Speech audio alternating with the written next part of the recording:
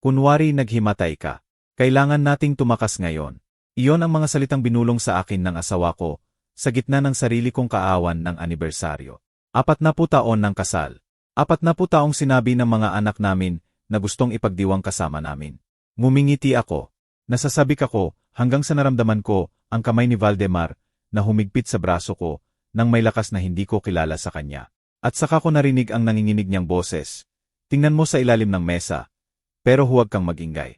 Nang tumingin ako sa baba at makita ang naroon, naintindihan ko na ang isang pista ay maaring sirain ang buong pamilya. Ako si Rosaura Santos, 62 taong gulang, at ang kwentong ito na ikukwento ko sa iyo ay nagbago ng buhay ko magpakailanman.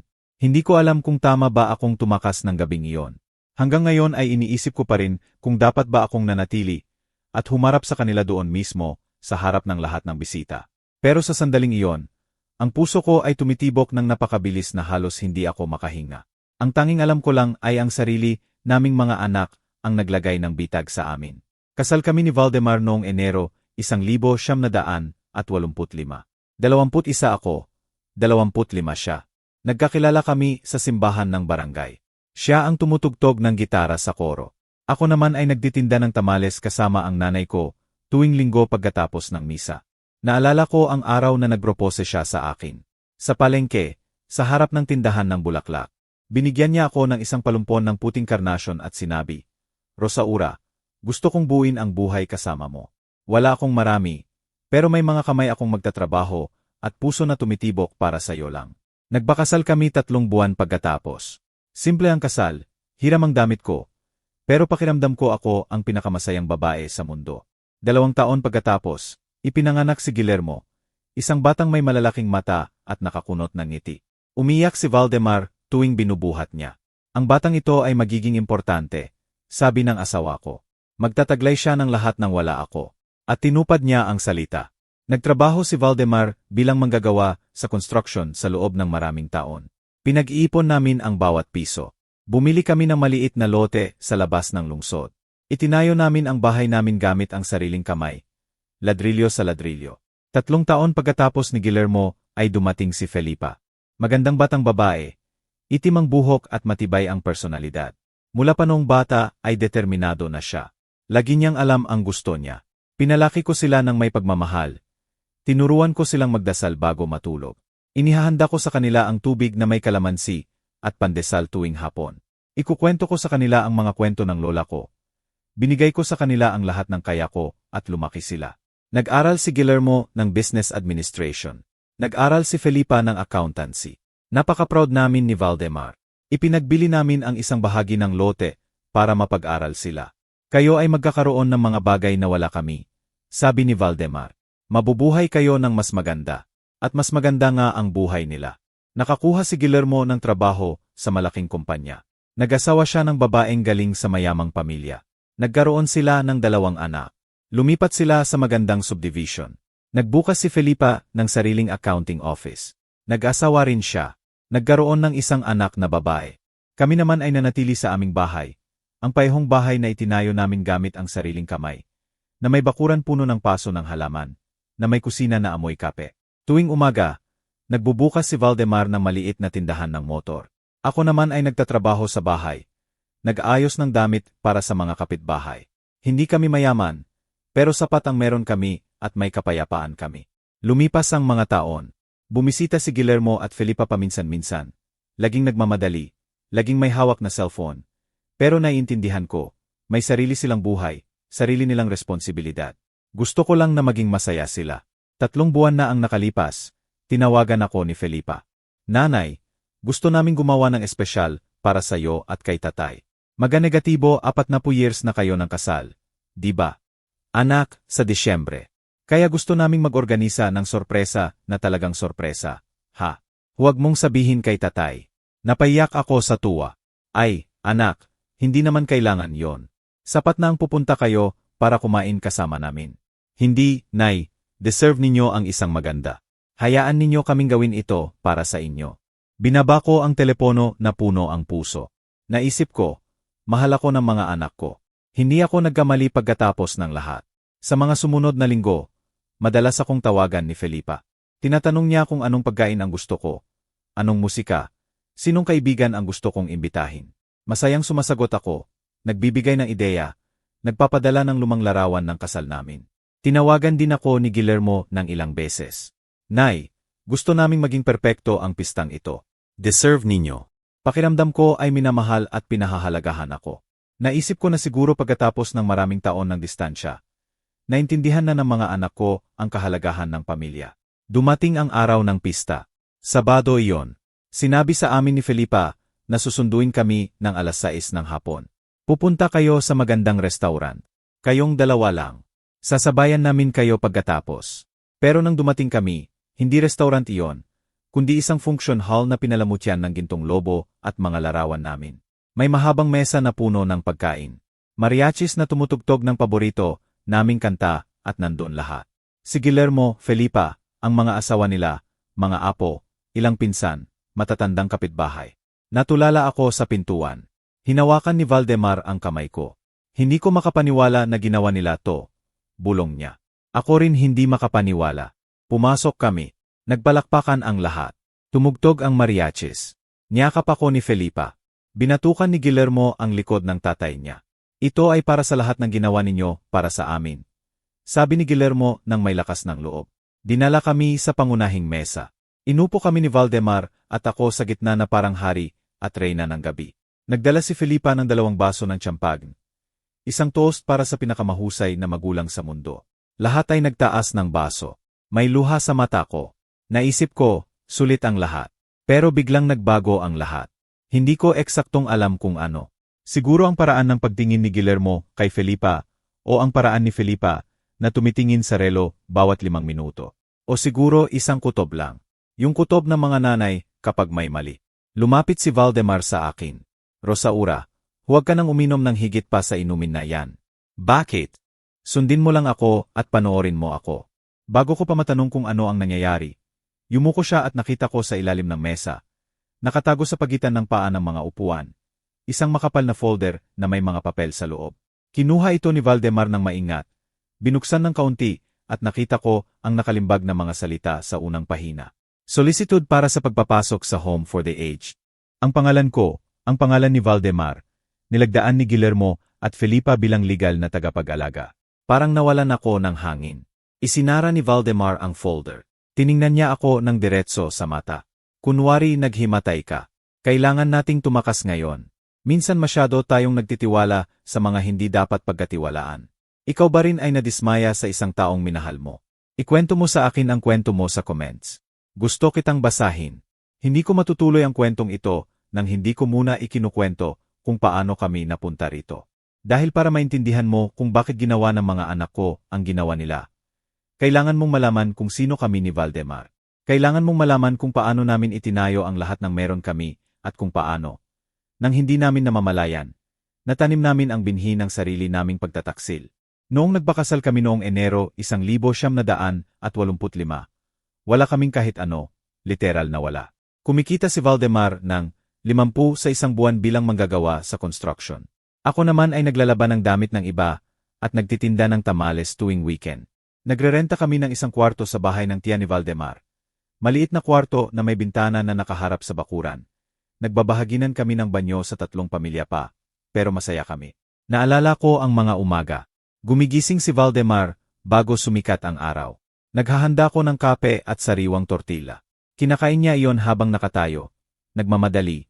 Pero lagi niya akong hahalikan sa noo bago umalis. Hindi ito magiging ganito magpakailanman, Rosaura, sabi niya. Isang araw magkakaroon tayo ng sariling bahay, at magkakaroon ka ng malaking kusina kung saan magagawa mo ang lahat ng gusto mo. At naniwala ako, dahil lalaking may salita si Valdemar. Pinag-iipon namin ang bawat piso, hindi kami lumalabas, hindi kami bumibili ng bagong damit, hindi kami nanonood ng sing. Bawat buwan, inilalagay ni Valdemar ang kalahati ng sweldo niya sa isang lata ng kape na itinago namin sa ilalim ng kama. Ang lata na ito ang ating kinabukasan, sabi niya. At inaalagaan ko ang lata na iyon na parang ginto. Noong 1987 ipinanganak si Guillermo. Mahirap ang panganganak. Halos 20 oras akong nasa labor. Hindi umalis si Valdemar sa tabi ko kahit 1 minuto.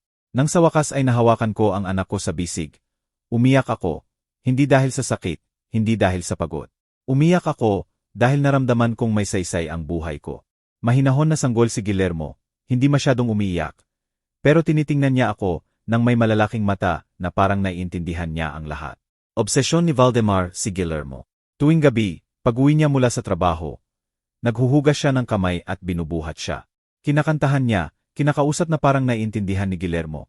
Anak, magiging dakila ka, mag-aaral ka, magkakaroon ka ng propesyon, hindi mo kailangang paghirapan ang likod mo tulad ko. At mula noon, lahat ng ginawa namin ay para sa kanila. Para kay Guillermo at pagkatapos kay Felipa. Noong 1900 at 1990 ipinanganak si Felipa. Mas madali ang pagbubuntis at mas mabilis ang panganganak. Dumating si Felipa sa mundo na umiyak ng malakas, may personalidad. Mula pa noong unang araw ay alam kong iba ang batang ito at tama ako. Noon na, nakakuha na si Valdemar na mas magandang trabaho. Manggagawa pa rin siya, pero kumikita na siya ng 8,000 sa isang buwan. At sa wakas bumili kami ng lote. Noong 1991, maliit na lote sa labas ng lungsod. Walang kuryente, walang tubig, walang bahay. Lupa at bato lang, pero sa amin yon. Umiyak si Valdemar noong araw na nilagdaan namin ang papeles. Na-achieve natin, Rosaura. Na-achieve natin. 3 taon kaming nagtayo ng bahay. Nagtatrabaho si Valdemar sa construction mula Lunes hanggang Biyernes at tuwing weekend ay nagtatayo ng aming bahay. Tinutulungan ko siya kung kaya ko. Nagdadala ng buhangin, naghahalo ng semento, naghahanda ng pagkain para sa mga kaibigan na tumutulong. 4 na taong gulang si Guillermo. 1 taong gulang si Felipa. Naglalaro sila sa lote habang nagtatrabaho kami. Naalala ko ang mga araw na iyon ng may pagmamahal. Mahirap, pagod, pero masaya kami dahil nagtatayo kami ng isang bagay ng sama-sama. Noong 1994 lumipat kami sa aming bahay. Hindi pa tapos, 2 kwarto lang at 1 banyo. Bukas na kusina na may gasera, pero sa amin yon. Sa unang gabi na natulog kami roon, niyakap ako ni Valdemar sa dilim. Salamat sa pagtitiwala mo sa akin, sabi niya. At sumagot ako, salamat sa pagbibigay mo sa amin ng tahanan. Ang mga sumunod na taon ang pinakamaganda sa buhay ko. Lumaki ng malusog at malakas sina Guillermo at Felipa. Patuloy na nagtatrabaho ng mahirap si Valdemar. Pero may kapayapaan na siya dahil may sarili na kaming bubong. Nanatili ako sa bahay, nag-aayos ng damit para sa kapitbahay, nag-aalaga sa mga bata, nagluluto, naglilinis. Simple ang rutina namin. Gumigising si Valdemar 5:00 ng umaga. Naghahanda ko ng kape at itlog na may pritong sardinas. Gumigising ang mga bata 6:00, naliligo, nabibihisan, dinala sa paaralan. Sa hapon, magkasama kaming gumagawa ng assignment sa mesa ng kusina. Naghahanda ako ng tubig na may kalamansi at pandesal. Sa gabi, kumakain kami ng 4, walang tea, walang abala, kami lang. Matalino si Guillermo, gustong magbasa, gustong magtanong. Nay, bakit asul ang langit? Nay, bakit magkakasunod ang langgam? Hindi ko palaging alam ang sagot, pero natutuwa ako sa kanyang kuryosidad. Iba naman si Felipa. Hindi siya nagtatanong, nanonood siya at mula pa noong bata ay alam na niya kung paano makuha ang gusto niya. Naalala ko isang araw. 6 na taong gulang si Felipa. Nasa palengke kami. Nakita niya ang isang manika sa isang tindahan. Mamahalin, hindi namin kayang bilhin. Hindi niya hiniling ang manika, hindi umiyak, hindi nagtantrums. Nanood lang siya ng may malaking mata, may malungkot na mukha. Nang makita siya ni Valdemar, huminga siya ng malalim. Sige, anak, bibilhin ko. Hinila ko ang braso niya. Valdemar, wala tayong pera para diyan. Pero kinuha na niya ang pitaka. 1 beses lang, Rosaura. Hayaan nating magkaroon siya ng maganda. At binili niya ang manika. Ngumiti si Felipa, hinalikan ng pisngi ng tatay, at may kakaibang pakiramdam ako sa dibdib. Isang bagay na hindi ko maipaliwanag noon. Pero ngayon ay lubos kong naiintindihan. Habang ikinukwento ko ito, iniisip ko kung nasaan ka habang nakikinig sa akin. Isulat mo ang pangalan ng lungsod mo sa comments. Mabilis na lumipas ang mga taon. Masyadong mabilis. Isang araw mga bata pa sila na naglalaro sa bakuran. Kinabukasan ay mga binatilyo na may sariling pangarap. Natapos ni Guillermo ang high school noong 2005. 18 taong gulang siya. Gusto niyang mag-aral ng business administration. Natapos naman ni Felipa noong 2008. Gusto niyang mag-aral ng accountancy. Proud kami ni Valdemar. Pero takot din dahil mahal ang tuition. Isang gabi, pagkatulog ng mga bata, Umupo kami ni Valdemar sa mesa ng kusina. May notebook sa harap niya. Mga numero, kalkulasyon.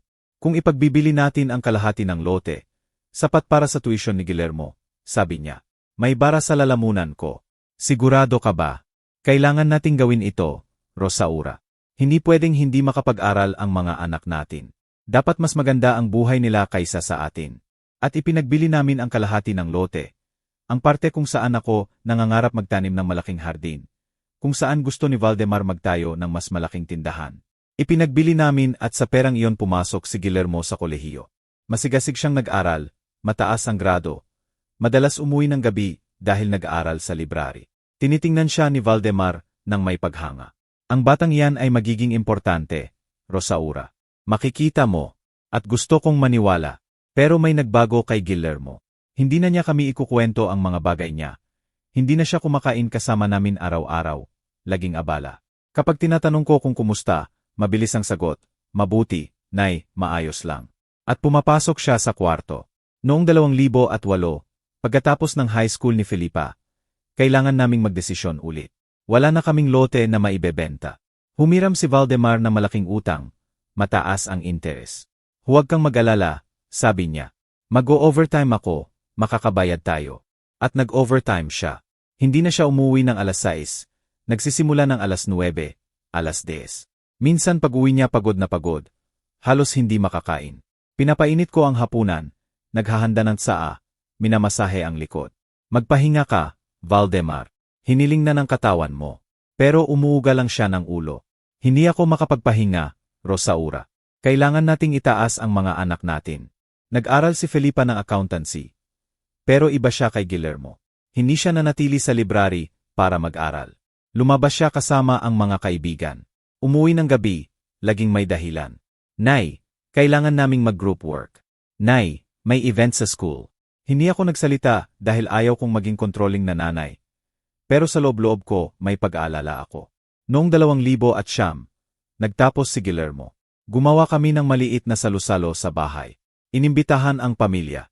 Nagluto ako ng adobo. Bumili si Valdemar ng cake. Dumating si Guillermo na nakasuit. Napakaganda niya, iba sa batang kilala ko. Salamat, tatay, salamat, nay.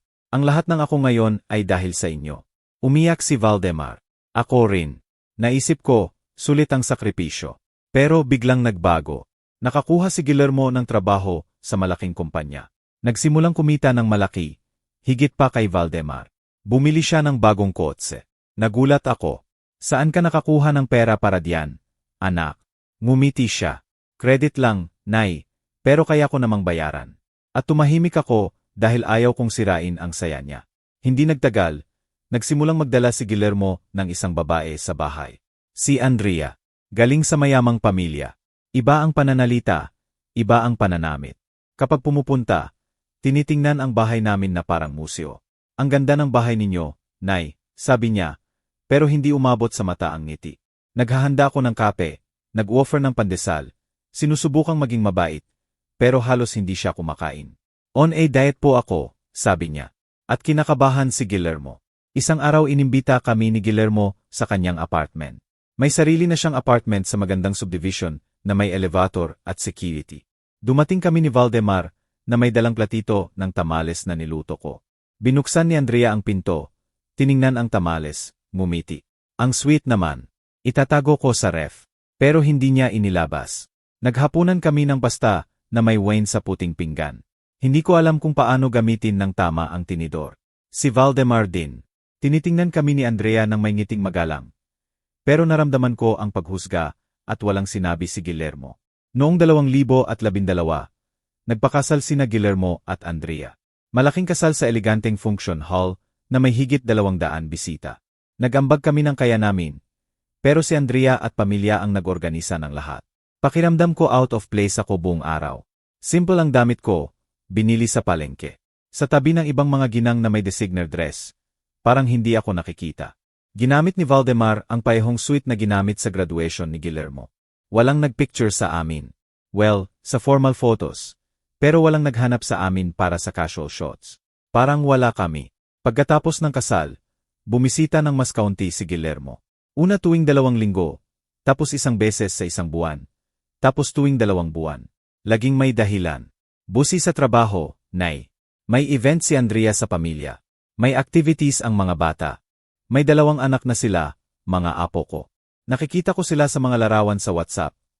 Pero halos hindi sa personal. Nagtapos si Felipa noong 2013. Noon na kami ni Valdemar pagod na pagod sa pera, sa katawan, sa damdamin. Hindi pa tapos ang utang na hiniram namin. At 53 na si Valdemar. Hindi na kaya ng katawan niya ang dati. Pero nagpatuloy kami dahil iyon ang ginagawa ng mga magulang. Nagbukas si Felipa ng sariling accounting office noong 2014 na. Humingi siya ng pera para sa down payment ng office. Inilabas ni Valdemar ang lahat ng naipon namin. Huling beses na ito, Rosaura, sabi niya. Pagkatapos nito, hindi na tayo magkakaroon ng ganoon. At naniwala ako. Pero hindi na ibinalik ni Felipa ang pera. Una sinasabi niya, Nay, bigyan mo pa ako ng kaunting panahon. Nagsisimula pa lang ako. Pagkatapos ay hindi na niya binabanggit. At ayaw kong pilitin dahil ayaw kong magmukhang pera lang ang habol ko. Ayaw kong isipin niyang pera lang ang mahalaga sa akin. Noong 2015, nagpakasal si Felipa. Mas simple ang kasal kaysa kay Guillermo. Pero pareho pa ring mahal para sa amin. Humiram ulit si Valdemar ng utang. Pinakiusapan ko siya na huwag na. Hindi na natin kaya pang mag-utang, Valdemar. Pero matigas siya. Anak natin siya, Rosaura. Hindi natin siya pabayaan sa kasal. Ang mga sumunod na taon ay mahirap. Lalong tumanda si Valdemar. Lalong bumaba ang kita dahil hindi na kaya ng katawan. Patuloy akong nag-ayos ng damit. Pero nanginginig na ang kamay ko at malabo na ang mata ko. Nagsimulang umasa kami sa naipon. Pero lalong naubos ang naipon at halos hindi na bumibisita ang mga anak. Paminsan-minsan nagpapadala si Guillermo ng 5,000, 1,000 na parang limos. Para makapag-enjoy kayo, Nay, sabi niya, pero hindi siya bumibisita. Si Felipa naman ay pumupunta lang kapag may kailangan. Nay, maaari mo bang bantayan ang anak ko sa weekend? Nay, may extra ka bang pera na ipapahiram? Babayaran ko next month. At palagi akong sumasagot ng dahil anak ko siya. Hanggang ngayon iniisip ko kung tama ba ang ginawa ko. Ano ang gagawin mo kung ikaw ang nasa lugar ko? Ang huling 10 taon ay isang dahan-dahang pagkawala. Hindi ko napansin noon, pero ngayon malinaw na. Kami ni Valdemar ay naging multo sa buhay ng sarili naming mga anak. Nandyan kami, pero hindi talaga kami umiiral. Kapakipakinabang lang kami kapag kailangan nila. Noong 2016 na, kailangang isara ni Valdemar ang tindahan ng motor. Hindi na kaya ng katawan niya. Masakit ang likod niya palagi. Nanginginig ang kamay. Sabi ng doktor, may wear and tear sa joints dahil sa maraming taon ng mabibigat na trabaho. Kailangan mong magpahinga, sir. Hindi na kaya ng katawan mo. Pero ang pahinga ay nangangahulugang walang kita at may utang pa rin kaming binabayaran. Ipinagbili namin ang mga tools ng tindahan. Ipinagbili ang lote kung saan nakatayo ang tindahan. Ipinagbili ang lahat ng kaya naming ibenta. Sa perang iyon nabayaran ang huling utang at sa unang pagkakataon sa maraming taon. Wala na kaming utang, pero wala rin kaming kahit ano. Ang bahay lang namin at maliit na pensyon na nakuha ni Valdemar mula sa SSS. 12,000 sa isang buwan. Doon kami nabubuhay. Sinabi ko kay Guillermo ang tungkol sa tindahan. Umaasa akong mag-alala siya. Magtatanong kung kailangan namin ng tulong. Pero sinabi lang niya, okay lang, tay. Matagal ka nang dapat magpahinga. At binaba ang telepono. Hindi tinanong kung paano kami mabubuhay. Hindi nag-alok ng tulong. Nanatili ang telepono sa kamay ko. May walang laman sa dibdib. Pero sinabi ko sa sarili ko, may sarili siyang responsibilidad. Hindi ko na siya pwedeng hingan pa. Si Felipa rin hindi nagtatanong. Nang sabihin ko sa kanya, sinabi lang, ay, Nay, buti na lang hindi na kayo masyadong nagtratrabaho. At binago ang topic. Kinuwento niya ang sariling problema, negosyo, asawa. Pinakinggan ko siya tulad ng dati. Pero hindi niya ako tinanong kung kumusta ako. Noong 2018, natumba si Valdemar sa bahay. Linggo ng umaga iyon. Sinusubukan niyang ayusin ang tumutulo sa bubong. Narinig ko ang ingay. Tumakbo ako sa bakuran at naroon siya sa lupa na nakasimangot sa sakit. Hindi ako makagalaw, Rosaura, sabi niya. Tinawag ko ang ambulansya. Tinawagan ko si Guillermo. Tinawagan ko si Felipa. Dumating ang ambulansya sa loob ng 20 minuto. Dumating ang mga anak ko 3 oras pagkatapos. Nabali ang balakang ni Valdemar. Sabi ng doktor, kailangan ng operasyon at rehabilitation pagkatapos. 100,000 ang bill sa ospital. Wala kaming ganoong pera. Nag-usap sina Guillermo at Felipa sa waiting area. Nakita ko silang nag-uusap ng mahina. Sa wakas lumapit si Guillermo. Nay, hahatiin namin ang bayad. Pero pagkatapos nito kailangan ninyong mag-isip tungkol sa sitwasyon ninyo. Anong sitwasyon? Kayo na matanda na at kailangan ng tulong. Hindi na kayo pwedeng mag-isa. Nagkaroon ako ng goosebumps. Mabuti naman kami, anak. Hindi kayo mabuti, Nay. Hindi na makagalaw si tatay. Hindi ka rin makapagtrabaho. Tanggapin ninyo ang katotohanan. At umalis siya. Lumabas si Valdemar mula sa ospital 2 linggo pagkatapos na may baston, may sakit, may takot. Araw-gabi ko siyang inaalagaan, naghahanda ng pagkain, nagbibigay ng gamot, tinutulungan sa paliligo, pagbibihis. Minsan umiyak siya kapag hindi ko nakikita, pero naririnig ko at nasasaktan ang puso ko. Isang beses lang dumating sina Guillermo at Felipa sa panahong iyon. Nanatili sila ng 1 oras, uminom ng kape. Tinanong kung kumusta si Valdemar at umalis. Kailangan naming sunduin ang mga bata, sabi nila. Pinanood ko silang umalis mula sa bintana at naitanong ko kung kailan kami tumigil na maging pamilya. Noong 2019 nagsimulang madalas pumunta si Felipa sa bahay. Una natuwa ako. Akala ko nag-alala na siya sa amin. Pero pagkatapos napansin ko na hindi siya pumupunta para bumisita, para mag-inspeksyon. Sinusuri niya ang kusina, banyo, gamot namin. Nay, iniinom mo ba ang gamot mo? Nay, kailan kayo huling nagpa-check up? Nay, masyadong malaki ang bahay ninyo para sa inyo. Hindi ba mas maganda kung lumipat kayo sa mas maliit na lugar? Pasensya akong sumasagot, pero may kakaiba sa tono niya na nakakabahala.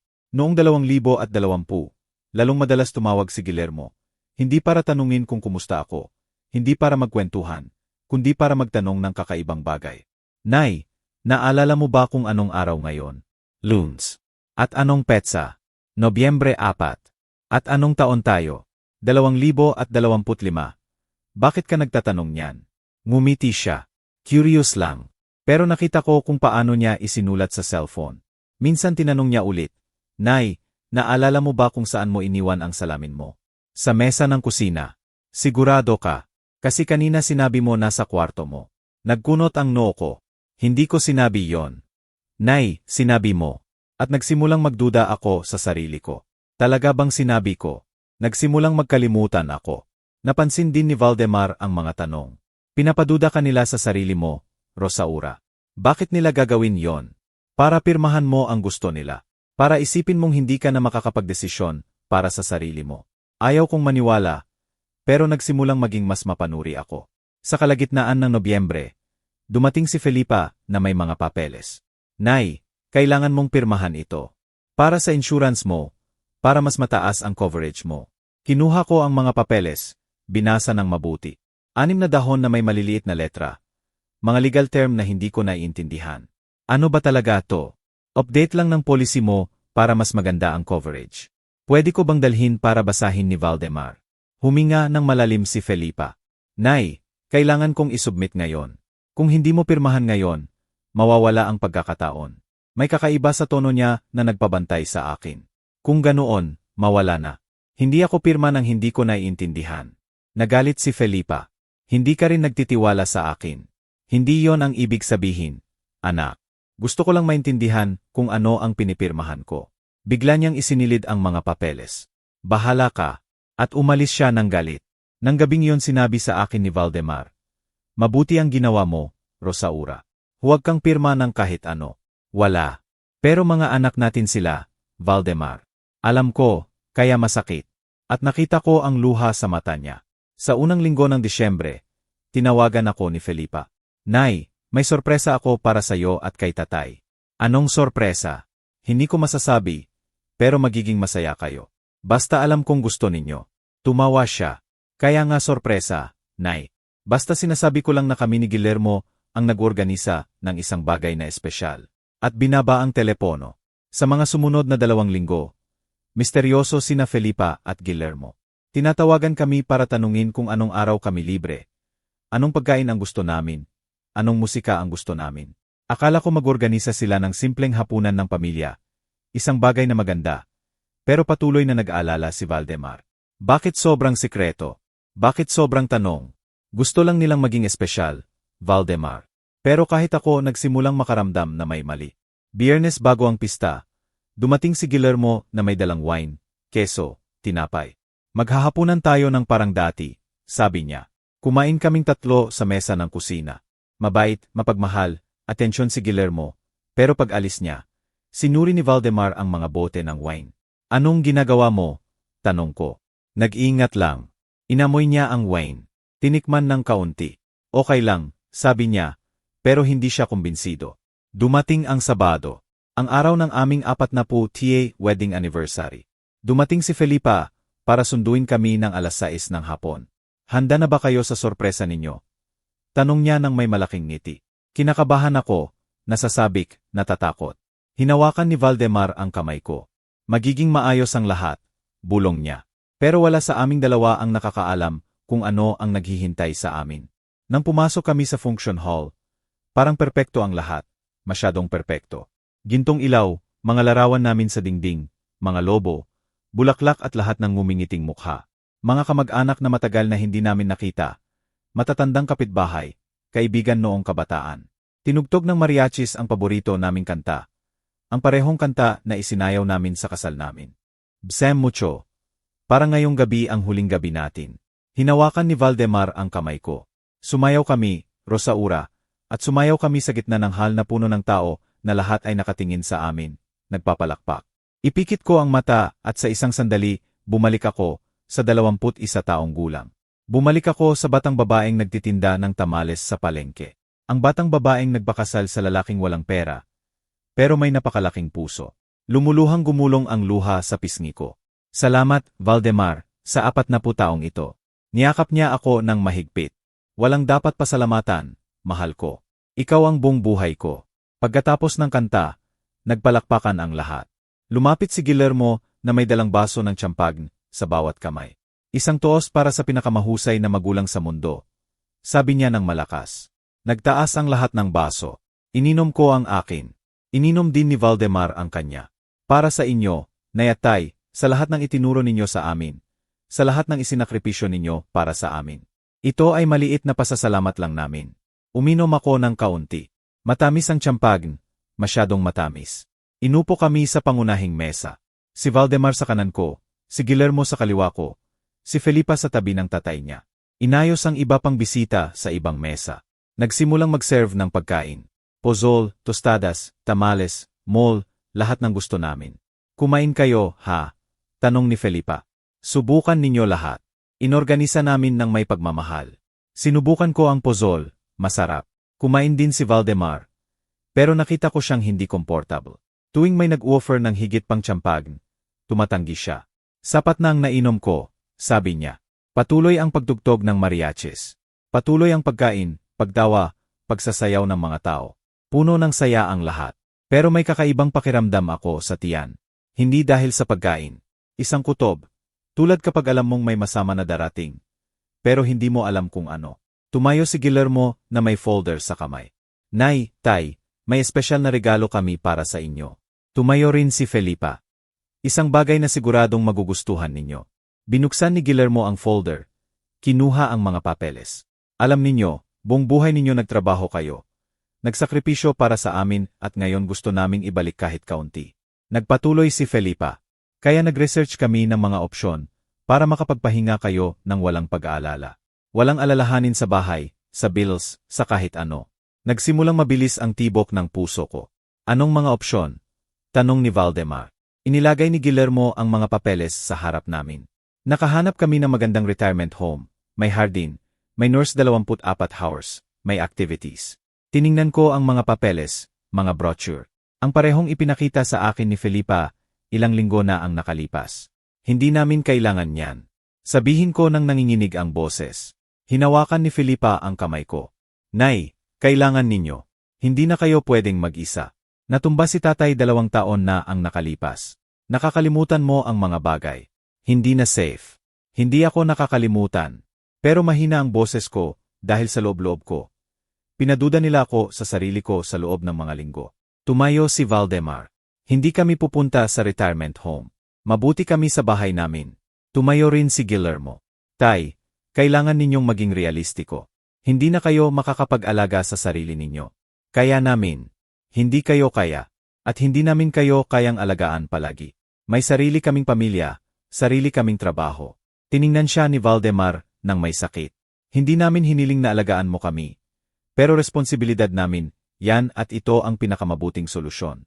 Napansin ng mga tao ang atensyon. Humina ang mga usapan. Tumigil ang mariachis sa pagtugtog.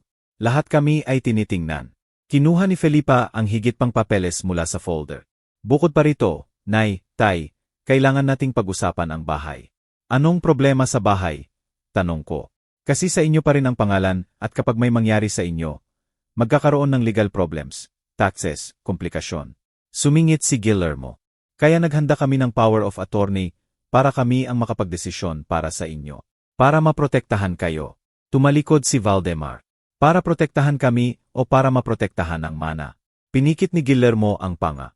Hindi ganoon, Tay. Kung gayon, bakit?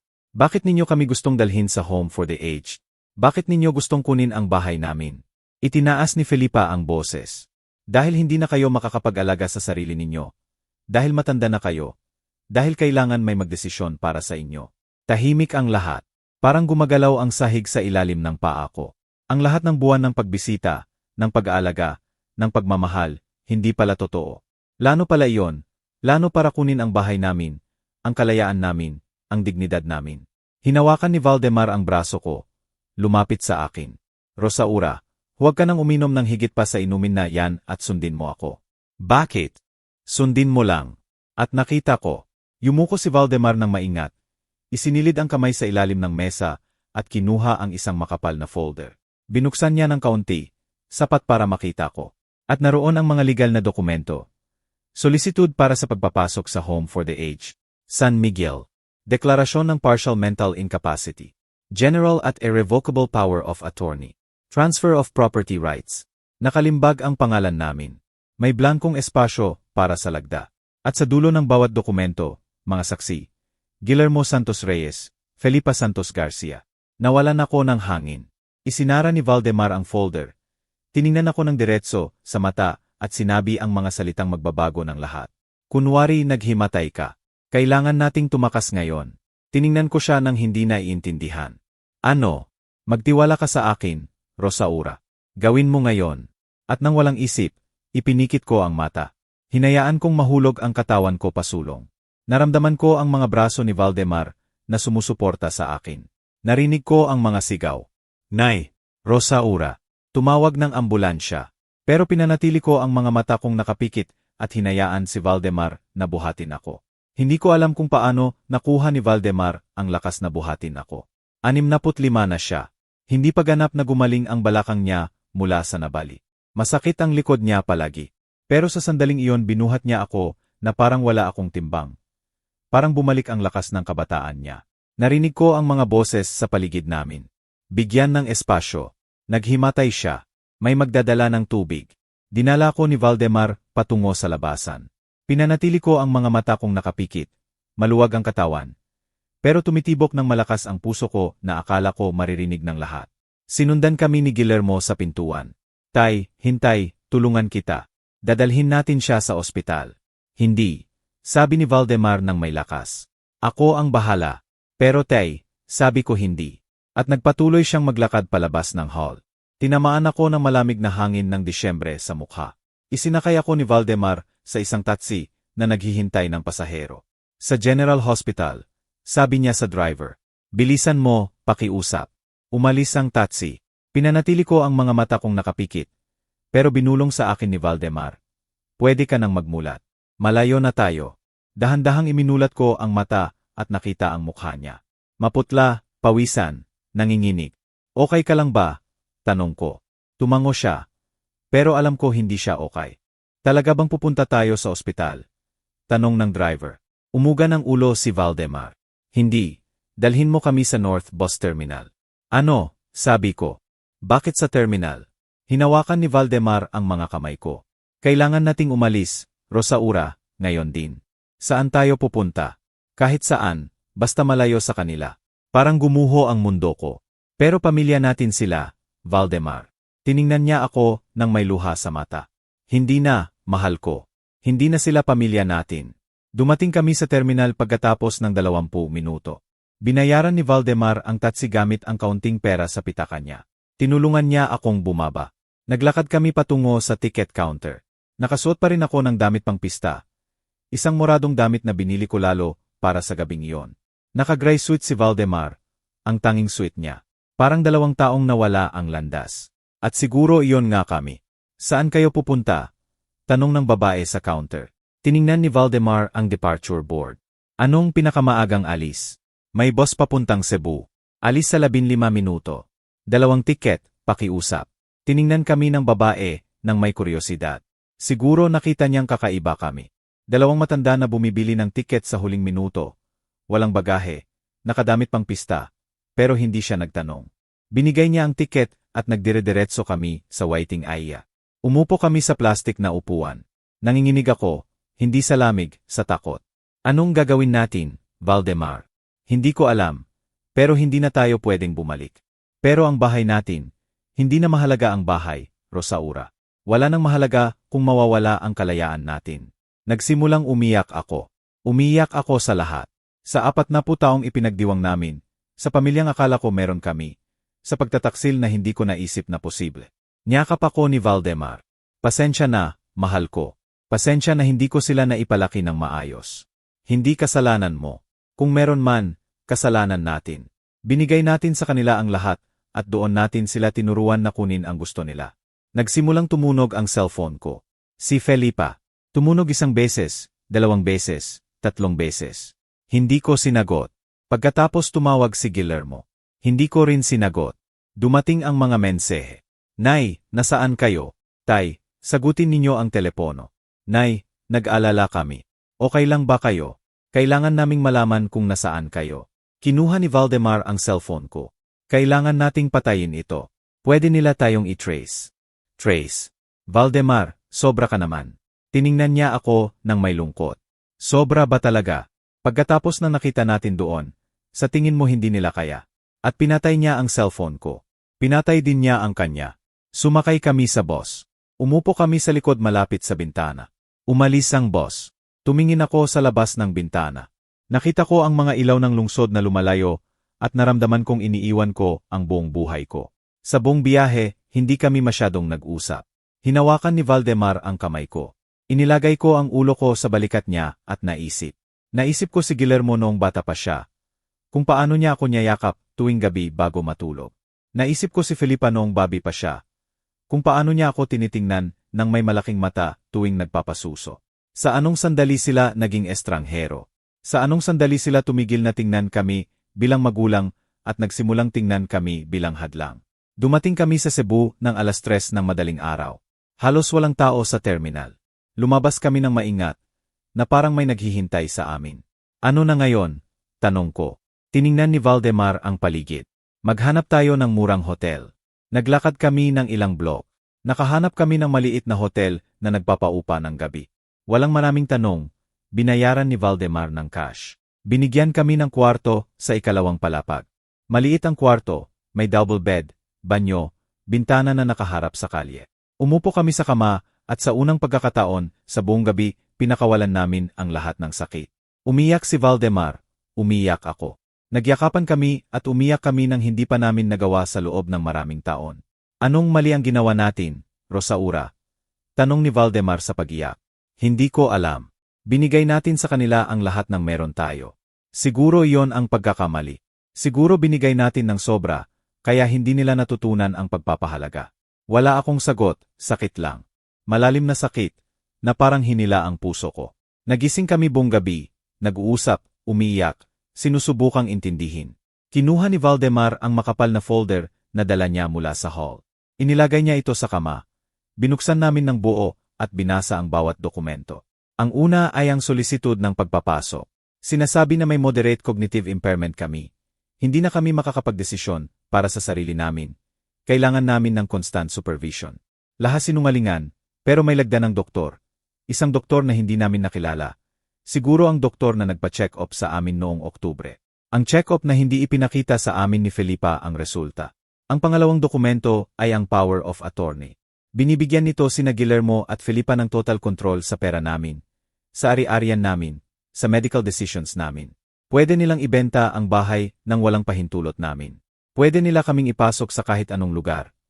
Pwede nilang gawin ang gusto nila sa amin. Ang pangatlong dokumento ay ang transfer of rights. Sa dokumentong iyon, kusang loob naming inilipat ang pagmamay-ari ng bahay sa pangalan ni Guillermo at Felipa bilang advance payment para sa maintenance namin sa retirement home. May iba pang dokumento, lahat maingat na inihanda. Lahat dinisenyo para kunin ang lahat sa amin, ang bahay, ang kalayaan, ang dignidad. At ang pinakamasama, sa paraan na mukhang legal. Plano nilang ipapirma sa amin ito sa pista, sabi ni Valdemar. Kaya siguro may halong gamot ang inumin, para malito kami, para pumirma ng hindi naiintindihan. Pero ang lahat ng bisita, kasama rin ba sila sa plano? Hindi. Ang mga bisita ay saksi lang para mukhang totoo, para walang magduda. Naramdaman ko ang pagsusuka, ang sarili naming mga anak. Hindi ko natapos ang sinabi. Nang gabing iyon nagdesisyon kami. Hindi na kami babalik. Hindi namin sila kakausapin. Hindi kami mag-aaway. Basta mawawala kami. Magbuo kami ng bagong buhay malayo sa kanila at hayaan ang panahon na magbigay ng hustisya dahil sa huli, naniningil ang buhay. Ang unang mga araw sa Cebu ang pinakamahirap sa buhay ko. Hindi dahil sa lungsod, hindi dahil sa pera, kundi dahil sa katahimikan. Ang katahimikan ng wala ng kahit sino, ng ganap na pag-iisa. Pero ang katahimikang iyon din ang nagligtas sa amin. Nanatili kami sa hotel na iyon sa loob ng 1 linggo. Binibilang ni Valdemar ang pera namin tuwing gabi. Kaunti lang ang meron kami, halos 20,000 na nakatago niya sa pitaka para sa emergency. Kailangan nating maghanap ng mas mura, sabi niya. At kailangan kong maghanap ng trabaho. Trabaho, Valdemar. Hindi mo na kaya ang dati. Kaya gagawin ko ang kaya ko. Pero hindi tayo magugutom. Sa 5 araw nakahanap kami ng kwarto na may muebles sa isang simpleng barangay malayo sa sentro. Maliit na kwarto na may kama, 2-burner stove, shared bathroom sa 3 pamilya pa. Naalala ko ang kwarto na tinirhan namin na magpakasal kami, 40 taon na ang nakalipas at naisip ko. Bumalik tayo sa simula. Pero iba na ngayon. Wala nang pangarap na magtayo ng bagay ng sama-sama. Kailangan lang naming mabuhay. Nakahanap si Valdemar ng trabaho sa isang motor shop. Hindi bilang mekaniko. Hindi na kaya ng kamay niya iyon. Naging night shift security guard siya. Kumikita ng 3,000 sa isang buwan. Umalis siya ng 6:00 ng gabi. Umuwi ng 6:00 ng umaga. Halos hindi ko siya nakikita. Ako rin naghanap ng trabaho. Pero sino ang maghihir ng 62 taong gulang na walang reference? Walang kamakailang dokumento ng trabaho. Wala. Kaya ginawa ko ang alam kong gawin. Nag-ayos ng damit. Nakabili ako ng second-hand na sewing machine sa halagang 1,000. Halos lahat ng natira sa akin. Nagsimulang mag-alok ng serbisyo sa palengke. Nag-ayos ng damit, nagpapahaba, naglalagay ng zipper, kahit ano. Una walang customer. Pero unti-unti nagsimulang magtiwala ang mga nanay sa palengke. Kumikita ako ng 50 hanggang 100 bawat trabaho. Hindi malaki, pero sapat. Sa unang mga buwan, patay ang cellphone ko. Itinago ko sa drawer na parang itinago ko ang isang bahagi ng dating buhay ko. Si Valdemar rin ang ginawa sa kanya. Isang araw buhayin natin ulit, sabi niya, pero hindi pa ngayon. At kung nag-alala sila, kung talagang nag-alala sila, dahil mahal nila tayo, hindi dahil nawala ang kontrol nila sa atin. At alam kong tama siya. Lumipas ang mga buwan. Naging Enero ang Disyembre, Pebrero ang Enero, Marso ang Pebrero. Unti-unti kaming nakabuo ng rutina. Trabaho si Valdemar sa gabi, natutulog sa araw. Nag-ayos ako ng damit sa umaga, nagluluto sa hapon. Sa 5:00 ng hapon, kalahating oras lang.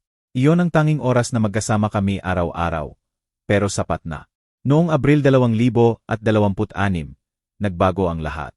Nasa palengke ako nang lumapit sa akin ang isang nanay. Hoy, ikaw ba yung nag-ayos ng damit? Opo, Nay.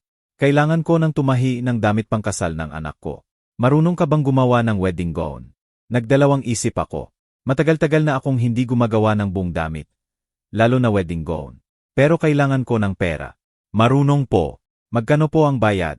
Nag-isip ako ng numero na akala ko imposible. 5,000. Akala ko tatanggi siya. Pero ngumiti siya. Sige, pero dapat maganda ha. At nagbigay siya ng advance na 2,000. Nang gabing iyon ikinuwento ko kay Valdemar. Niyakap niya ako. Magagawa mo yan ng maganda, Rosaura. Lagi mo nang magagawa.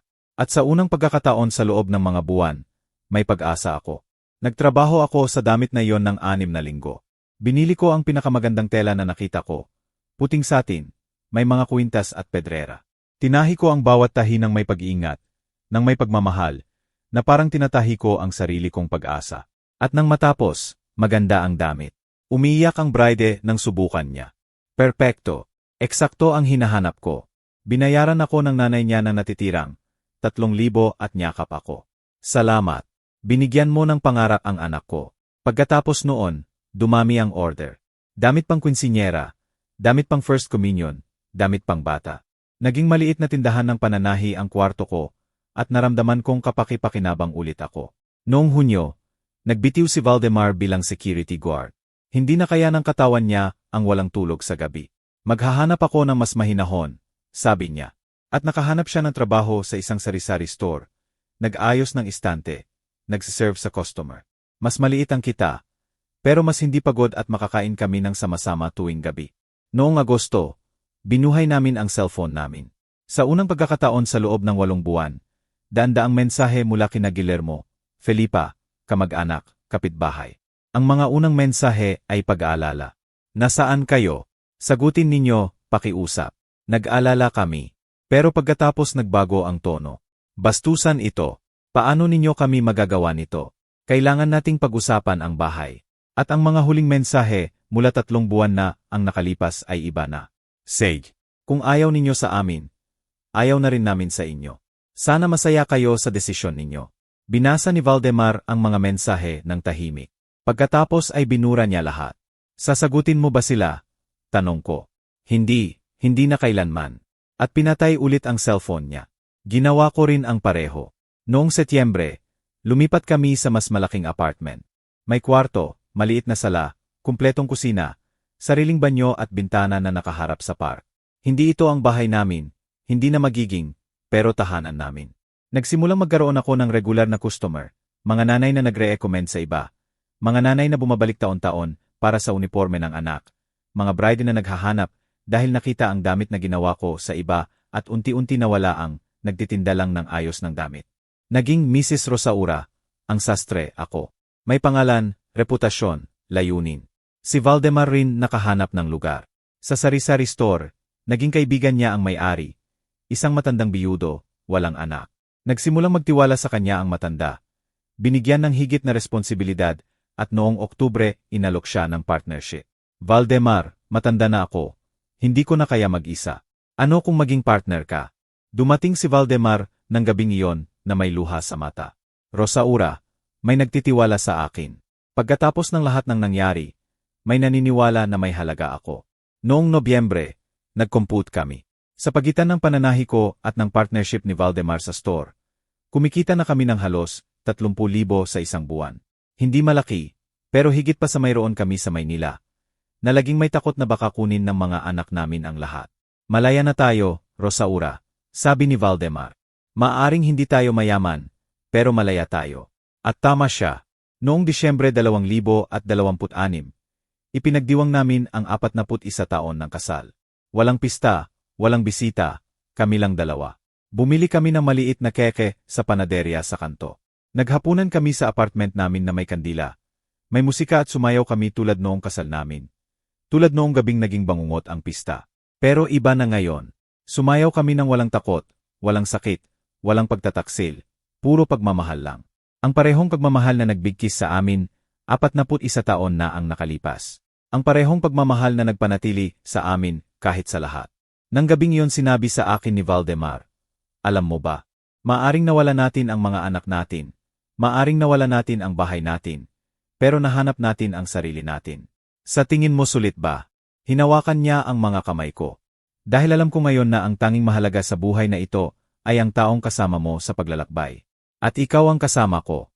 At alam kong tama ang desisyon namin. Hindi kami lumaban, hindi kami naghiganti, hindi kami humarap. Basta umalis, muling nagtayo. Nabuhay ng may dignidad at hinayaan ang buhay na gumawa ng trabaho nito. Lumipas ang 2 taon pa. 2 taon kung saan kami ni Valdemar ay nagtayo ng ganap na bagong buhay. Isang buhay na hindi namin naisip na magkakaroon sa edad namin. Pero sa 2 taong iyon, Nang walang intensyon, nagsimulang dumating ang mga balita tungkol sa nangyari kina Guillermo at Felipa pagkatapos naming umalis at natutunan ko ang sinabi ng lola ko noong bata pa ako. Naniningil ang buhay ng mga utang nito. Hindi mo kailangang maghiganti. Kailangan mo lang maghintay. Noong Marso 2027 dumating ang unang balita. 15 buwan na mula noong huli naming binuhay ang cellphone. Nasa palengke ako bumibili ng tela nang may lumapit na matandang babae na titig sa akin. Halos pareho kami ng edad, puti na ang buhok, pagod ang mata. Lumapit siya ng dahan-dahan. Ikaw ba si Rosaura Santos? Biglang tumibok ang puso ko. Matagal nang walang tumatawag sa akin sa apelyido ko. Dito kilala ako bilang Mrs. Rosaura lang. Sino po ang nagtanong? Tanong ko ng maingat. Ako si Estela. Kapitbahay ninyo sa Maynila. 2 bahay lang ang layo ko sa inyo. Bagyeli kong naalala siya. Isang mabait na nanay na minsan bumibili ng tamales ko tuwing linggo. Ano po ang ginagawa ninyo rito? Bumisita ako sa kapatid ko. Pero hindi ko inaasahan na makikita kita. Lahat kami akala may nangyaring masama sa inyo. May bara sa lalamunan ko. Mabuti naman kami. Kailangan lang namin ng pagbabago. Tiningnan ako ni Estela ng may awa. Hindi mo na kailangang magpaliwanag. Alam ko ang nangyari. Ano po ang alam ninyo? Binaba niya ang boses. Alam ko na sinubukan ng mga anak ninyo na ipasok kayo sa home for the aged. Alam ko na nawala kayo sa gabing iyon ng anniversary ninyo at alam ko ang nangyari pagkatapos. Umupo kami sa bangko sa palengke at ikinuwento sa akin ni Estela ang lahat. Nang gabing umalis kami, nanatili ang mga anak ninyo sa function hall. Una parang nag-alala sila. Tumawag sila sa mga ospital, tumawag sa pulis, nag-file ng police report. Nag-file sila. Pero ilang araw lang. Nang magtanong ang pulis tungkol sa bakit kayo alis bigla, binawi ni na Guillermo at Felipa ang report. Bakit? Dahil gusto ng pulis na suriin ang mga dokumentong inihanda nila at kinabahan si Guillermo. Sabi niya misunderstanding lang. Kailangan ninyo lang ng space. May halo ng ginhawa at lungkot. At huminga ng malalim si Estela. Pagkatapos nagsimulang magkagulo sila. Kwento niya na nag-away ng malakas sina Guillermo at Felipa. Sinisi ni Guillermo si Felipa dahil iniwan ang mga papeles sa ilalim ng mesa kung saan nakita ni Valdemar. Sisi naman ni Felipa kay Guillermo dahil mabilis na ginawa ang plano nang hindi maayos ang pag-iisip. Nagkakagulo sila sa gitna ng kalye, sabi ni Estela. Narinig ng buong barangay. Pangit na pangit. At ang bahay, tanong ko. Anong nangyari sa bahay namin? Tiningnan ako ni Estela nang may lungkot. Sinubukan ni Guillermo na kunin ito. Sabi niya dahil iniwan ninyo sila, may karapatan siyang kunin ang possession. Nag-hire siya ng abogado. Sinubukan niyang ideklara na missing persons kayo at nagtagumpay siya. Hindi. Dahil hindi namin nilagdaan kahit ano. Nasa pangalan pa rin namin ang bahay. At dahil walang testamento na nagsasabi ng iba, sinabi ng abogado na wala siyang magagawa. Malaking bato ang nabunot sa dibdib ko. At ano ang ginawa nila? Nagdesisyon sina Guillermo at Felipa na ipaupa ang bahay para makakuha ng pera. Pero nag-away sila kung paano hatiin ang renta. Gusto ni Guillermo na mas malaki dahil siya ang nagbabayad ng tubig at kuryente. Gusto ni Felipa na mas malaki dahil siya ang nakahanap ng tenant. Ipinapaupa pa rin nila ngayon. Hindi na. Ang huling tenant umalis 4 na buwan na ang nakalipas at bakante na ang bahay. Hindi gustong gumastos si Guillermo para ayusin at si Felipa rin. Naisip ko ang bahay na itinayo namin ladrilyo sa ladrilyo. Ngayon bakante, pabaya, nakalimutan na parang kami. Nagpatuloy si Estela. Pero hindi yon ang pinakamasama, Rosaura. Ano pa ang nangyari? Si Andrea, ang asawa ni Guillermo, nalaman ang buong plano, ang mga papeles, ang home for the aged, ang lahat ng sinubukan nilang gawin sa inyo. At ano ang ginawa niya? Nag-file siya ng divorce. Napatigil ako. Sabi niya hindi niya kaya ang makasama ang isang taong kayang gawin niyon sa sariling magulang. Kung kaya niyang gawin niyon sa inyo, ano pa kaya sa kanya kapag hindi na siya kapakipakinabang? May kakaibang pakiramdam ako sa dibdib. Hindi saya, hindi kasiyahan, lungkot lang. At ang mga bata, tanong ko, nanatili sila kay Andrea. May karapatan si Guillermo na makita sila tuwing 2 linggo. Pero halos hindi na siya pumupunta. Sabi nila nalulungkot siya. At si Felipa, umuga ng ulo si Estela. Si Felipa rin nagkaroon ng problema. Nagsimulang bumagsak ang negosyo niya. Nawala ang ilang importanteng client. Sabi nila may nagsabi tungkol sa ginawa nila sa inyo at nawalan ng tiwala ang mga tao. Sino ang nagsabi? Hindi ko alam, Pero sa lungsod na gaya niyan, hindi nagtatagal ang sekreto at napakasama ng ginawa nila sa inyo. Huminto si Estela. Iniwan din siya ng asawa niya. Humigit kumulang 6 na buwan na ang nakalipas. Kinuha niya ang anak nila. Nag-iisa na si Felipa sa maliit na apartment. Tumahimik ako ng matagal. Hindi ako nakaramdam ng tagumpay, hindi ng paghihiganti. Malalim na lungkot lang dahil mga anak ko sila at sa kabila ng lahat ng ginawa nila. May bahagi pa rin sa akin na nagmamahal sa kanila. O kahit sa mga batang minsan sila. Bakit ninyo sinabi sa akin ito? Tanong ko kay Estela. Hinawakan niya ang kamay ko. Dahil sa tingin ko may karapatan kang malaman, at dahil gusto kong malaman mo na hindi nakalimutan kayo ng mga tao sa barangay. Marami sa amin ang nakakaalam na mabubuting tao, kayo, at nagkamali ang mga anak ninyo. Lumuhang gumulong ang luha sa mata ko. Salamat po. Babalik ka ba? Hindi na. Wala na akong babalikan. Tumango si Estela. Naiintindihan ko. Pero kung sakaling kailangan mo ng kahit ano, eto ang number ko. Binigyan niya ako ng papel. Niyakap ako at umalis. Nang gabing iyon ikinuwento ko kay Valdemar ang lahat. Tahimik siyang nakinig. Pagkatapos kong matapos, huminga siya ng malalim. Naniningil ang buhay sa kanila, Rosaura. Alam ko. Masaya ka ba? Naisip ko ang tanong niya. Hindi. Nalulungkot ako dahil anak ko pa rin sila. Pero tumigil na silang tratuhin kami bilang magulang. Alam ko. At iyon ang dahilan kung bakit hindi ako babalik. Pero hindi rin ako magagalak sa pagdurusa nila. Niyakap ako ni Valdemar. Iyan ang nagpapahiwalay sa iyo sa kanila. Mahal ko. May puso ka pa rin. Noong Hulyo 2027, tumawag sa akin ang isang numero na hindi ko kilala. Nagdalawang isip ako, pero may nagsabi sa akin na sagutin. Hello, si Mrs. Rosaura Santos po. Opo. Sino po ito? Ako si Ati Morales. Ako ang abogado. Tinawagan po kita dahil hinira ko ng anak ninyo na si Guillermo para hanapin kayo. Parang tumigil ang puso ko. Bakit niya ako hinahanap? Nagpaus ang abogado. Mrs., may sakit ang anak ninyo. May problema sa kalusugan at gusto niyang makita kayo bago pa maging huli. Binaba ko ang telepono. Naupo sa kama at umiyak. Umiyak ako sa lahat, sa anak na kilala ko, sa lalaking naging siya, sa distansya na nasa pagitan namin. Nakita ako ni Valdemar. Anong nangyari? Ikinuwento ko ang tawag. Pinikit niya ang panga. Bitag yan, Rosaura. Paano kung hindi? Paano kung talagang may sakit siya? Kahit may sakit siya, hindi niyan mabubura ang sinubukan niyang gawin sa atin. Alam ko, pero anak ko siya, Valdemar. Deti. At tama siya. Hindi ko na sinagot ang mga tawag ng abogado. Binlock ko ang number at nagpatuloy sa buhay ko dahil natutunan ko sa 2 taon na ito. Hindi mo matutulungan ang ayaw tulungan at hindi mo mamahalin ang nakikita ka lang bilang bagay. Noong Nobyembre 2027, tumawag ulit si Estela.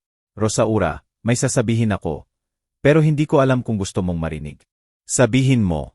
Nasa ospital si Guillermo. Nagkaroon siya ng atake sa puso. Malala. Parang sinuntok ako. Mabubuhay ba siya? Hindi ko alam. Pero si Felipa kasama niya at nag-aaway na naman sila. Nag-aaway saan? Sa pera, sa bahay ninyo, sa lahat. Nag-aaway sila sa gitna ng ospital habang nasa pagitan ng buhay at kamatayan ang kapatid niya. Nang gabing iyon, hindi ako makatulog. Naisip ko si Guillermo, ang babi na ipinanganak 40 taon na ang nakalipas. Ang batang yumayakap sa akin bago matulog. Ang binatang umiyak sa tuwa sa araw ng graduasyon niya. Saan napunta ang batang iyon? Sa anong sandali siya naging lalaking kayang magtataksil sa sariling magulang? 2 linggo pagkatapos, tumawag ulit si Estela. Lumabas na si Guillermo sa ospital. Buhay siya, pero kailangan niyang mag-ingat ng husto. Sabi ng doktor kailangan niya ng pahinga, hindi na siya pwedeng magtrabaho, kailangan niya ng tulong. At si Andrea, ayaw na ni Andrea sa kanya. Hindi rin bumibisita ang mga anak. At si Felipa, huminga ng malalim si Estela. Dumating si Felipa isang beses, pero nag-away sila. Sabi niya wala siyang pera para tulungan siya. Masama rin ang lagay niya. At umalis siya. Nag-iisa si Guillermo, katulad ng pag-iwan niya sa amin ni Valdemar. Nag-iisa, may sakit, takot. Naniningil ang buhay sa bawat desisyon niya, at wala akong nararamdaman, kundi malalim na lungkot. Noong Disyembre 2027, ipinagdiwang namin ang 42 taon ng kasal. Sa pagkakataong ito inimbita namin ang ilang tao, mga nanay sa palengke, ang may-ari ng store kung saan nagtatrabaho si Valdemar, Si Estela na naging mabuting kaibigan. Simpleng hapunan sa apartment namin na may pagkain na niluto ko. May musika sa lumang radyo ni Valdemar, at sa unang pagkakataon sa loob ng maraming taon, pakiramdam ko may pamilya ako. Hindi sa dugo, pero totoo. Nang gabing iyon, bago matulog, tinanong ako ni Valdemar, nagsisisi ka ba na umalis tayo? Naisip ko ang tanong. Naisip ko ang bahay namin, ang mga anak namin, ang lahat ng iniwan namin. At sumagot ako ng tapat, minsan namimiss ko ang maaring nangyari, pero hindi ako nagsisisi sa ginawa natin. Bakit? Dahil pinili natin ang dignidad natin kaysa sa manipulasyon nila. Pinili natin ang kalayaan natin kaysa sa kontrol nila. Pinili natin ang kapayapaan natin kaysa sa gulo nila. Ngumiti si Valdemar. Sulit ba? Sulit. Noong Enero 2028, may ibang mensahe mula kay Estela. Isang larawan ng bahay namin sa Maynila. Punong-puno ng damo ang hardin. Marumi ang dingding, basag ang mga bintana at may karatula sa pinto. Aircel BY Necessity. Sa baba ng larawan, sinulat ni Estela, inilagay na nila sa benta ang bahay. Pero walang bibili dahil masyadong sira at wala silang pera para ayusin. Desperado na sila. Tiningnan ko ang larawan ng matagal. Ang bahay na itinayo namin ladrilyo sa ladrilyo. Ang bahay kung saan pinalaki namin ang mga anak namin. Ang bahay na pangarap namin. Ngayon alaala lang itong iniwan. Ipinakita ko ang larawan kay Valdemar. Tiningnan niya nang walang ekspresyon. Gusto mo bang gawin ang kahit ano? Hindi ako sigurado. Hindi na sa atin ang bahay na iyon mula nang sinubukan nilang agawin ito. At kung mawala nila, mawawala nila rin, katulad ng pagkawala nila ng iba pa. Itinago ni Valdemar ang cellphone. Niyakap ako. Alam mo, Rosaura, minsan tinawag mo akong sira dahil nagduda ako sa kanila. Pero tingnan mo ngayon. Wala akong masabi dahil wala nang dapat sabihin. Ginawa na ng buhay ang trabaho nito nang hindi kami gumalaw. Nang hindi kami naghiganti. Sa pamamagitan lang ng natural na bigat ng mga konsekwensya. Gustong kunin ni na Guillermo at Felipa ang lahat at ngayon nawawala sa kanila ang lahat. Pamilya, reputasyon, kalusugan, kapayapaan. At kami, na nawalan ng lahat materially, nakakuha ng isang bagay na hindi nila makukuha. Kalayaan, dignidad at kapayapaan sa pag-alam na tama ang ginawa natin. Minsan hindi mula sa korte ang hustisya. Mula sa simpleng katotohanan na ang mga desisyon mo ay bumabalik sa iyo, mabuti man o masama. At ang mga anak ko ay gumawa ng mga desisyon. At ngayon ay nabubuhay sila kasama nito. Ngayon ay Disyembre 24, 2028, eksaktong 3 taon mula sa gabing iyon. Ang gabing natuklasan namin na ang sarili naming mga anak ang naglagay ng bitag sa amin. 3 taon mula ng bulong sa akin ni Valdemar. Kunwari naghimatay ka. Kailangan nating tumakas ngayon. At habang naghahanda ako ng kape sa kusina ng maliit naming apartment sa Cebu, naitanong ko sa sarili ko, sulit ba ang lahat ng ito? Ang sagot ay, libu-libong beses. 65 na ako ngayon. 68 na si Valdemar. Hindi na kami katulad ng dati. Pisikal na mas pagod kami. Malabo na ang paningin ko. Nanginginig na ang kamay ni Valdemar. Pero emosyonal, espiritual, mas malakas kami kaysa dati. Dahil natutunan namin ang isang bagay na hindi natutunan ng marami. Ang tunay na pagmamahal hindi galing sa dugo, galing sa pagpili. At pinili naming magtayo ng bago. Lumago ang negosyo ko sa pananahi, higit sa inaasahan ko. Ngayon ay may 3 sewing machine ako. May katulong na pumupunta 3 beses sa isang linggo at may waiting list ng 2 buwan para sa wedding gown. Galing sa iba-ibang parte ng Cebu ang mga bride dahil sabi nila, may espesyal ang damit mo. Mrs. Rosaura, nang isuot ko ang damit mo, pakiramdam ko may tahika ng pagmamahal sa bawat puntada. Sabi sa akin ng isang bride, 2 linggo na ang nakalipas.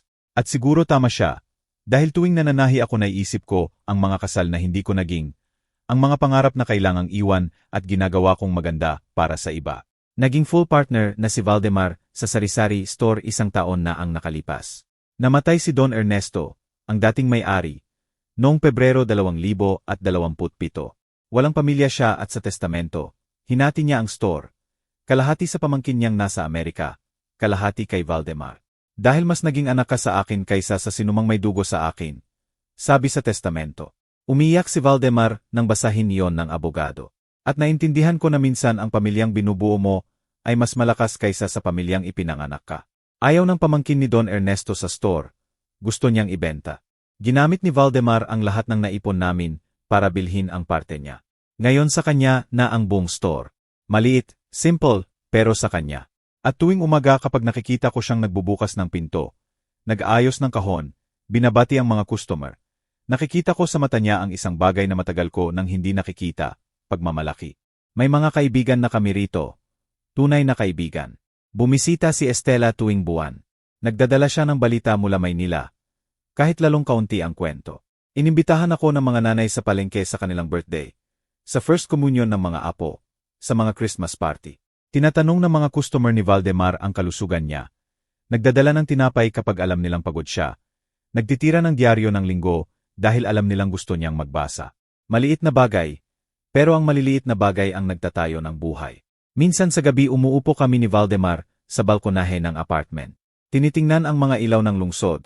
Nakikinig sa ingay ng sasakyan, sa boses ng kapitbahay, sa tahol ng aso at nag-uusap.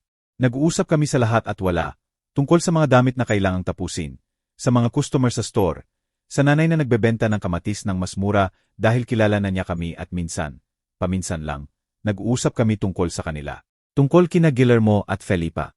Lalong malungkot ang mga balita. Noong Marso 2028, sinabi sa akin ni Estela na nawalan ng trabaho si Guillermo. Matapos ang 15 taon sa kumpanya, pinatalsik siya. Sabi nila hindi na raw siya effective. Mahina na pagkatapos ng atake sa puso. Sinubukan niyang maghanap ng iba. Pero walang naghihir ng 45 taong gulang na may problema sa kalusugan at walang magandang reference. Nagpakasal ulit si Andrea. May bagong tatay ang mga anak niya. Isang taong nagdadala sa kanila sa Soxer. Tumutulong sa homework, naroroon. Hindi na nakikita ni Guillermo ang mga anak niya ng 4 na buwan. Sabi ni Estela, nahihiya siyang makita siya nila sa ganitong ayos. Nakatira sa paupahang kwarto, walang pera, walang kahit ano. At naramdaman ko ang sakit, hindi para sa kanya, para sa mga batang lumalaki ng walang tatay. Katulad ng paglaki ni Guillermo nang hindi kami nabigyan ng pagkakataong maging lolo at lola na gusto namin. Si Felipa rin hindi mas maganda ang lagay. Tuluyang nagsara ang negosyo niya noong Agosto 2027. Hindi na nakabayad ng upa sa office, hindi na nakabayad sa empleyado, nagbankrupt. Ngayon nagtatrabaho siya bilang accountant sa maliit na kumpanya. Sapat lang ang kita para sa upa at gastusin. Kasama ng tatay ang anak niya, ang apo ko. Nakikita niya tuwing weekend, pero tense ang relasyon nila. Reklamo raw ng bata. Tanong kung bakit wala silang lolo at lola at hindi alam ni Felipa kung ano ang isasagot. Noong Hunyo 2027, sa wakas ipinagbenta ni na Guillermo at Felipa ang bahay. Ibinenta nila ng mas mura sa tunay na halaga dahil masyadong sira at walang gustong bumili. Pinababa nila ang presyo ng 3 beses at sa huli, halos libre na. Hatiin nila ang pera sa dalawa, pero sa halip na gamitin para magtayo ng bago, ginamit nila para bayaran ang mga utang. Mga utang na naipon habang sinusubukang panatilihin ang dating pamumuhay na hindi na nila kaya. At sa loob ng 6 na buwan na ubos ang pera. Noong Oktubre 2027, sinubukan ulit akong tawagan ni Guillermo. Hindi na sa pamamagitan ng abogado, direkta. Nakuha niya ang bagong number ko. Hindi ko alam kung paano, at tumawag. Nakita ko ang pangalan niya sa screen. Ang unang instinct ko ay sagutin dahil anak ko pa rin siya. Pero pinigilan ako ni Valdemar. Kung sasagutin mo, magsisimula ulit. Hihingi sila ng pera. Hihingi sila na bumalik ka. Hihingi sila na iligtas mo sila. Anong masama kung ililigtas ko ang anak ko? Wala. Kung gusto niyang iligtas. Pero hindi yon ang gusto niya. Gusto niya lang ang lagi niyang gusto. Na ikaw ang maglutas ng problema niya. At hinayaan kong pumunta sa voicemail ang tawag. Pinakinggan ko ang mensahe ng gabing iyon. Pagod at basag ang boses ni Guillermo. Nay, ako to. Alam kong ayaw mo nang makipag-usap sa akin. Naiintindihan ko. Pero kailangan mong malaman, nagkamali ako. Nagawa ko ang isang bagay na hindi mapapatawad at araw-araw nabubuhay ako kasama niyan. Araw-araw naiisip ko ang gabing iyon. Kung gaano kasakit sa inyo nang makita ang mga papeles. At kinamumuhian ko ang sarili ko dahil dito. Nay, hindi ako humihingi ng tawad. Humihingi lang ako na malaman mo na nagsisisi ako. Na ibibigay ko ang lahat para maibalik ang oras at baguhin ang lahat. Pero hindi ko kaya at ngayon nag-iisa ako at naiintindihan ko na iyon ang nararapat sa akin. Pero Nay, namimiss kita. Namimiss ko ang kape mo sa umaga. Namimiss ko ang yakap mo. Namimiss ko ang pakiramdam na bahagi ako ng pamilya. Kung sakaling may mailagay ka pa sa puso mo para sa akin, kahit pandinig lang, pakiusap tawagan mo ako. Mahal kita, Nay. Mahal na mahal kita palagi. At natapos ang mensahe. Umiyak ako buong gabi. Hindi dahil gusto kong bumalik. Hindi dahil plano kong patawarin siya. Umiyak ako dahil 3 taon na huli ang mensahe na iyon. 3 taon kung saan maaari kaming mag-rebuild ng kahit ano. 3 taon kung saan maaari niyang piliin ang pagmamahal kaysa pera. Pero hindi niya ginawa at ngayon huli na. Hindi ko siya tinawagan at hindi na siya sumubok ulit. Si Felipa rin sumubok na makipag-ugnayan. Noong Disyembre 2027. Nagpadala siya ng mahabang mensahe sa WhatsApp. Katulad ng sinabi ni Guillermo, nagsisisi siya, nagkamali siya, nag-iisa siya, namimiss niya ako. Pero sa dulo ng mensahe may linya na sumira sa lahat. Nay, alam kong siguro galit ka. Pero kung pwede mo akong tulungan, kahit kunting pera lang para sa mga buwang ito na mahirap, lubos akong magpapasalamat. Ibibigay ko sa iyo, promise. At doon ko alam na walang nagbago. Nang pagsisisi niya ay hindi dahil sa sakit na idinulot niya sa amin, kundi dahil wala na siyang mapagagamitan. Hindi ko rin sinagot.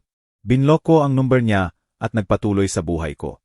Noong Pebrero 2028, bumisita si Estela na may ibang balita. Rosaura, may sasabihin ako. Pero hindi ko alam kung gusto mong marinig. Sabihin mo. Malala na ang sakit ni Guillermo. Mas masahol na ang puso niya. Sabi ng doktor kailangan niya ng operasyon. Pero wala siyang pera. At may waiting list sa PhilHealth ng 6 na buwan. Parang may bato sa dibdib ko. Gaano kalala? Malala. At Rosaura, humihingi siya sa iyo. Sabi niya sa kapatid niya na ang tanging gusto niya, bago mamatay ay makita ka. Nang gabing iyon hindi ako makatulog. Naglakad ako sa buong apartment. Pinapanood ako ni Valdemar mula sa kama. Sa wakas umupo ako sa tabi niya. Anong gagawin ko, Valdemar? Ikaw lang ang makakapagdesisyon niyan, mahal ko. Kung pupunta ka, isipin nila na pinatawad mo na sila. Isipin nila na pwede na silang bumalik sa buhay mo. Maaring kailangan mo lang isara ang bilog na iyon. Magpaalam. Hindi para sa kanila, para sa iyo. Sasama ka ba? Sa kahit saan pupuntahan mo, sasama ako. Nag-isip ako ng 3 araw at sa wakas nagdesisyon. Noong Marso 2028, kami ni Valdemar ay sumakay ng bus pabalik sa Maynila sa unang pagkakataon pagkatapos ng 3 taon at 3 buwan. Mahaba ang biyahe. 6 na oras. Tumingin ako sa labas ng bintana habang dumadaan ang tanawin at nagtatanong kung tama ba ang ginagawa ko. Dumating kami sa Maynila sa takip silim. Hindi ko sinabi kanino man na pupunta kami. Hiniling ko lang kay Estela ang address ng ospital kung saan naroon si Guillermo. Sumakay kami ng taxi diretso roon. Ang publiko ang ospital, puno ng tao, mahaba at malamig ang pasilyo. Nagtanong kami sa reception. Guillermo Santos Reyes, room 304. Umakyat kami ng hagdan. Tumitibok ng malakas ang puso ko na akala ko maririnig ng lahat. Nakita namin ang kwarto. Shared room, 4 na kama, 3 ang may tao. Si Guillermo sa kama malapit sa bintana at nang makita ko siya, halos hindi ko na siya nakilala. Payat na payat, maputla, parang matanda na. 45 taong gulang siya, pero mukhang 60. Natutulog siya. Nakaupo si Felipa sa tabi niya. Nagangat siya ng tingin nang makita kami. Nagpakita ang mukha niya ng gulat, ginhawa, hiya. Nay, bulong niya. Wala akong sinabi. Lumapit lang ako sa kama ni Guillermo. Nanatili si Valdemar malapit sa pinto. Umupo ako sa upuan sa kabilang side ng kama at tinitigan ang anak ko. Mahina ang paghinga niya. May tubo sa braso. May monitor na tumutunog ng mahina at naitanong ko sa sarili ko, ano ang nararamdaman ng isang nanay kapag nakikita ang anak sa ganitong ayos? Pagmamahal, sakit, tawad, siguro lahat. Dahan-dahang nagmulat si Guillermo. Tiningnan ako. Kumurap na parang hindi sigurado kung totoo ako. Nay. Anak, ako to. Punong-puno ng luha ang mata niya.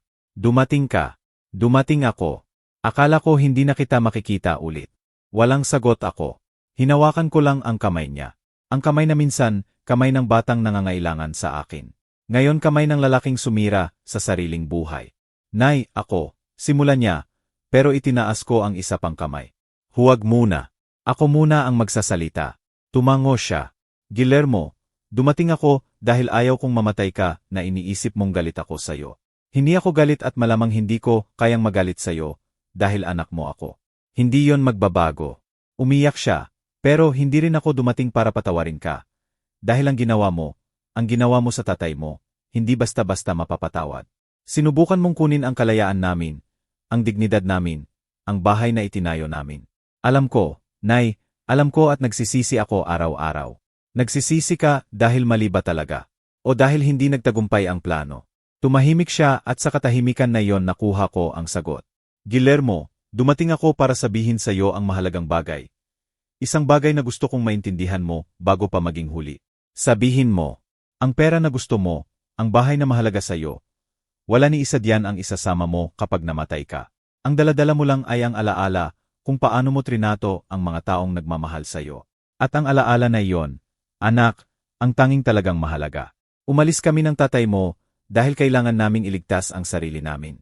Kung nanatili kami, hindi lang ang mga gamit ang kukunin ninyo, pati ang kaluluwa namin. At ngayon, 3 taon pagkatapos, tingnan mo ang sarili mo, sulit ba? Sulit ba ang pagkawala ng pamilya mo para sa bahay na nawala rin sa iyo?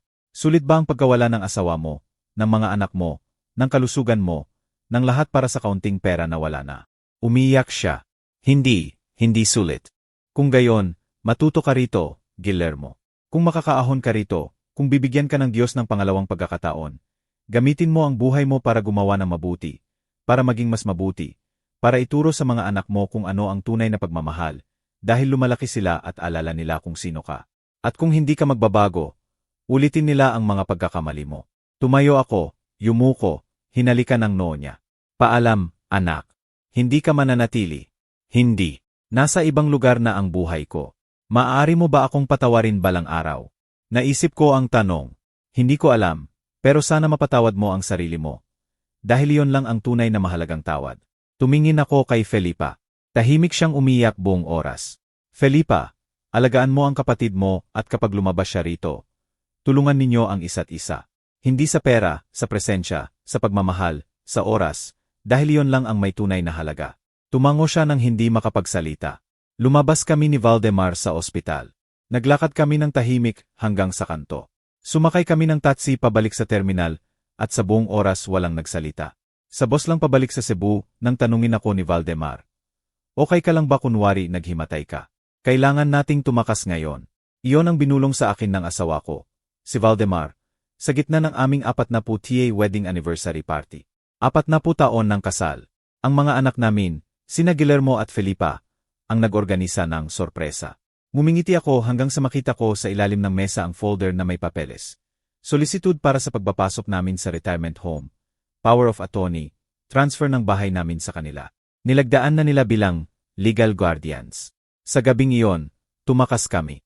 Nagbanggap akong naghimatay, binuhat ako ni Valdemar, at tumakas kami sa bus patungong Cebu. Doon namin sinimulang muli ang buhay. Walang pera, walang bahay, pero malaya. Sa Maynila, itinayo namin ang lahat, bahay, negosyo, pamilya. Binigay namin sa kanila ang lahat, lote, tuition, kasal. Pero nang tumanda kami, nakita nila kami bilang pasanin, hindi magulang. Sinubukan nilang agawin ang bahay at kalayaan namin. Sa Cebu, nagsimula ulit kami. Ako, nagtahi ng damit sa palengke. Si Valdemar, naging security guard, pagkatapos ay partner sa sari-sari store. Unti-unti, nakabuo kami ng bagong buhay. May customer, kaibigan, kapayapaan. Lumipas ang 3 taon. Narinig namin ang balita. Nag-away sina Guillermo at Felipa. Nawalan ng trabaho, nawalan ng pamilya, nawalan ng bahay. Ang bahay namin na itinayo namin ladrilyo sa ladrilyo, ipinagbenta nila ng mura, at wala nang natira. Hindi kami naghiganti. Hindi kami bumalik. Pinili namin ang dignidad at kalayaan. Ngayon, 65 na ako. 68 si Valdemar. Maliit ang buhay namin sa Cebu, pero puno ng pagmamahal. Walang pera, pero may kapayapaan.